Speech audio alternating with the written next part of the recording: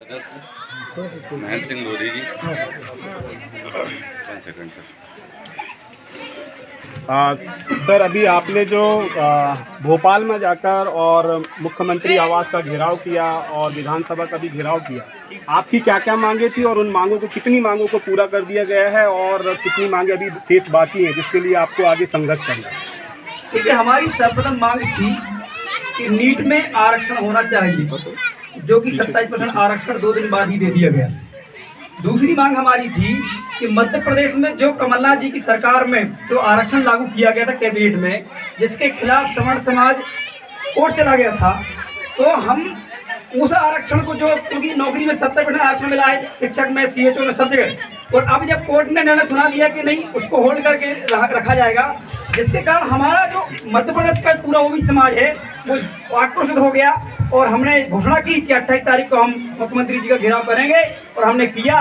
और अभी जो मीडिया में चल रहा है, तमाम प्रकार की बातें कर रहे हैं, तो नेता लोग बोल रहे हैं कि हम पक्ष में हैं, तो पक्ष में ऐसे नहीं होना है। हमको हमारी 9वीं अनुसूची में 52% आरक्षण को डाल के सरकार को हमारा आरक्षण देना पड़ेगा।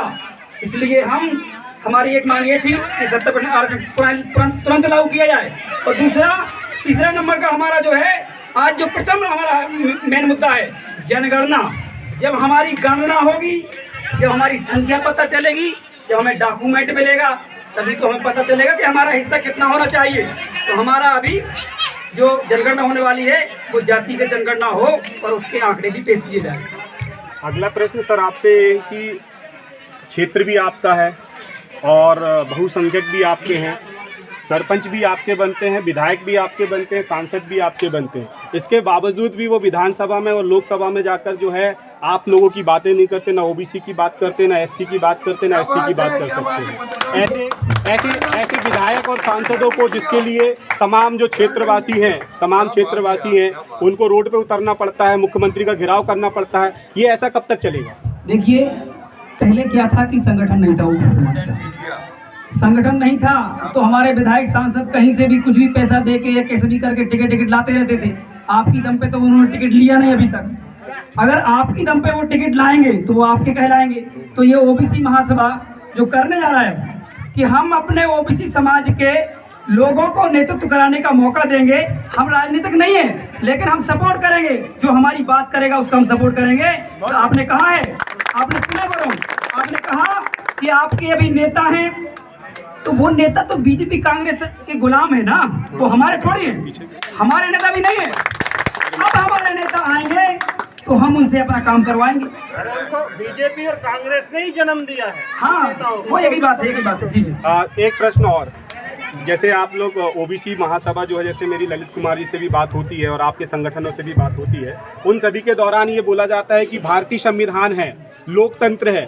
क्या ये लोकतंत्र चल रहा है? अभी देखो, सत्ता पे बीजेपी है, कभी कांग्रेस है, तो लोकतंत्र कैसे आएगा? ये तो राजतंत्र चल रहा है। इस पर आपका क्या कहना है? देखिए, लोकतंत्र तो अभी है, पर लोकतंत्र को चलाने वाले, मनुस्मृति को चलाने वाले व्यक्ति बैठे हैं, ठीक है। तो हम अब लोकतंत्र को स्थापित कब होगा? जब हमें आरक्षण मिलेगा, जब हमारे लोग विधानसभा में, लोकसभा में, राज्यसभा में, वहाँ पे हमारे लोग इस विचारधारा को लेकर वहाँ बैठेंगे, तब वो होगा। अभी तो लोकतंत्र तो है, लेकिन मनुस्मृति को मानने वाले व्यक्ति इस लोकतंत्र को चला रहे हैं, इसलिए सही से लागू नहीं हो रहे। सर, एक और प्रश्न मेरा, जैसे अभी आपने मनुस्मृति की बात की, जैसे वर्ण व्यवस्था पर जाते हैं तो ब्राह्मण हो गया, क्षत्रिय हो गया, वैश्य हो गया, शूद्र हो गया, तो आप किस कम्युनिटी में आते हैं? क्योंकि अधिकतर हमने देखा है कि जितने भी ओबीसी हैं सारे के सारे मंदिर और मस्जिद पर जाते हैं और उस धर्म ग्रंथ को, हिंदू ग्रंथ को मानते हैं और अपनी जनगणना में भी जो है अभी तक हिंदू लिखाते आ रहे हैं। इस कारण से भी उन ब्राह्मण कम्युनिटी की जो जनसंख्या है वो 95% पहुँच गई है।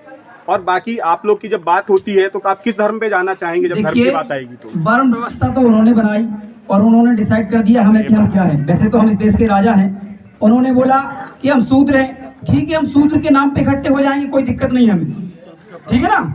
मतलब कहने का मेरा ये है, उन्होंने बोला है, ये तो हम तो इस देश के राजा है ना, राजा बलि से लेके सम्राट अशोक से लेके कितना इतिहास आपको दिख रहा है, तो हमारा सारा इतिहास हमें राजा कहने का कहता है। उन्होंने वर्ण व्यवस्था उन्होंने इसलिए बनाई ताकि वो उच्च कैटेगरी में बने रहें, लेकिन ये वर्ण व्यवस्था चलने वाली नहीं है। ओबीसी महासभा आगे खत्म कर देंगे इसको, हम लोग संविधान के हिसाब से चलेगा। करेगा वही देश में राज करेगा। जो ओबीसी की बात करेगा वही देश में राज करेगा। जय जवान जय किसान, जय जवान जय किसान, जय ओबीसी जय संविधान। सर लास्ट क्वेश्चन मेरा, जय जवान तो बोला जा रहा है लेकिन जय किसान, क्योंकि बहुल जो जनसंख्या है वो बहुल जनसंख्या गांव में निवास करती है, खेत खलिहान पर निवास करती है। जब से भारत देश आज़ाद हुआ है तो जवानों की तो जय हो गई है लेकिन किसान का तो मरना हो गया है। अभी डीएपी भी देखो हाई रेट पर है, यूरिया भी हाई रेट पर है, और अमूलन जो किसान मेहनत करता है उस मेहनत के बाद में भी उसको जो है मक्का 10 रुपये किलो 8 रुपये किलो जाता है। तो वो किसान की जय कैसे होगी? उस जय किसान करने के लिए आपके पास में क्या रणनीति है? देखिए, किसान की जय ऐसे होगी कि जब ये ओबीसी समाज इकट्ठा होगा, क्योंकि यही तो किसान समाज है क्या नहीं किसान अपन? तो ये किसान ही ओबीसी समाज है। इसका जब उद्धार होगा जब हम एक संगठन के रूप में एकता में आएंगे और अपनी संवैधानिक व्यवस्था को लागू कराएंगे। ये इनकी जो सरकार हिली हुई है, ये तमाम प्रकार के तरह तरह के कानून बना रहे हैं सिर्फ इसलिए कि उनको पता चल गया कि हमारी सत्ता ज़्यादा दिन यहाँ रुकने वाली नहीं है, इसलिए इस प्रकार के कानून बनाते हैं, चाहे किसान विरोधी हो चाहे ओबीसी विरोधी हो। सर एक सवाल साधना प्लस किसानों के लिए सर एक सवाल साधना प्लस से कि जैसा आपने अभी भोपाल में आंदोलन किया ओबीसी महासभा का, और जैसे आपने अपनी बात को मनवाने की कोशिश किया है और आंदोलन भी किया गया है, जैसे कि अभी उन सरकार के द्वारा आश्वासन भी दिया गया है कि आपको 27% आरक्षण लागू किया जाएगा। अगर ये लागू नहीं होता तो इस पर आगे आपकी रणनीति क्या होगी? देखिए, हम इसीलिए संगठन खड़ा कर रहे हैं, गांव-गांव जा रहे हैं। हम ये जो अभी आंदोलन हुआ है ना, इसका हम 50 गुना बड़ा आंदोलन करेंगे और पूरा भारत बंद करेंगे। हम जनगणना कराएंगे और इसके बाद पूरा का पूरा अधिकार हमारा हम लेके रहेंगे। हम ये ऐसे नहीं घूम रहे, हमारे भी पैसे लगते हैं, हमारे ही बच्चे हम छोड़ के आते हैं घर पे, लेकिन ये मिशन है हमारा कि संख्या के हिसाब से हिस्सेदारी ओबीसी एसटी समाज लेके रहेगा। इसलिए जय जवान जय किसान जय ओबीसी जय संविधान का नारा हमारा बुलंद होता है और हो रहा है। आज लखनऊ में भी हुआ है, तो हम ये लेके रहेंगे। हम लोग बहुत ताकत से लड़ रहे हैं पूरे देश के अंदर। बहुत बहुत धन्यवाद आपको।